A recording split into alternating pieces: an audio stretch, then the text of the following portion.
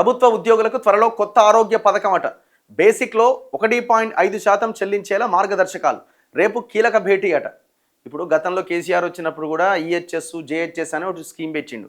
Employees health scheme, జర్నలిస్టుల health scheme, రెండు ఒకటే. అసలుకి మామూలుగా ఉండదు ఇది.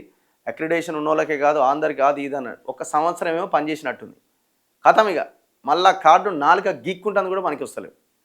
వీళ్ళు ఓదో గొప్పగా స్టార్ట్ చేస్తారు, దాని తర్వాత ఆరంభ శూరత్వం ఇది అంటారు కదా, అది ఆరంభం చేసినప్పుడే అంతం ఎప్పుడన్నది కూడా డిసైడ్ అయిపోతుంది.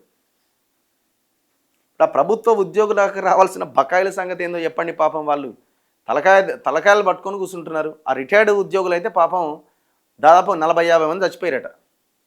వాళ్ళ బకాయిల సంగతి ఏంది? పోయిన గవర్నమెంట్లో పెండింగ్లో ఉన్న బకాయిలని గవర్నమెంట్ తప్పించుకోలేదు కదా, ఇవ్వాల్సిందే, తప్పదు కదా. ప్రభుత్వ ఉద్యోగులు, ఉపాధ్యాయులు, విశ్రాంత ఉద్యోగులు అంటే రిటైర్డ్ ఉద్యోగులకు త్వరలో కొత్త ఆరోగ్య పథకం అమల్లోకి రాబోతున్నదట. ఈ మేరకు గురువారం 12వ తేదీ మధ్యాహ్నం 3 గంటలకు ప్రభుత్వ ప్రధాన కార్యదర్శి రామకృష్ణారావు నేతృత్వంలో ఆరోగ్యశ్రీ ట్రస్ట్ సీఈఓ, ఇతర ఉన్నతాధికారులు, పలు ఉద్యోగ సంఘాలతో సచివాలయంలో కీలక సమావేశం నిర్వహించారు. పాత పథకంలో ఉన్న పలు లోపాలు సవరించి కొత్త పథకానికి ప్రభుత్వం శ్రీకారం చుట్టేందుకు రంగం సిద్ధమైంది. న్యూ ఎంప్లాయీస్ హెల్త్ స్కీమ్గా దీన్ని వ్యవహరిస్తారట. ఎన్హెచ్సి అట, ఎన్హెచ్ఎస్.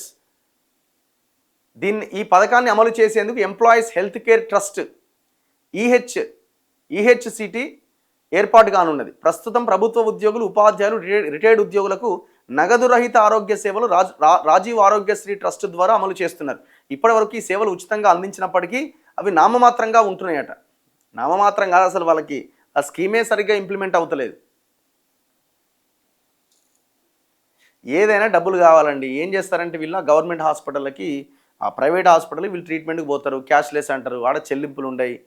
ఆ హాస్పిటల్ అదే లేదు బ్రదర్, ఇది స్కీమ్ ఎప్పుడో క్లోజ్ అయిపోయి నడుస్తలేదు, ఇది మాకు బిల్లులే 200-300 కోట్లు పెండింగ్ ఉన్నాయని వాడు ఈడ కాదు ఆడ కాదు ఈడ అని మొత్తం హాస్పిటల్ తిరిగిలో పేషెంటే చచ్చిపోతాడు.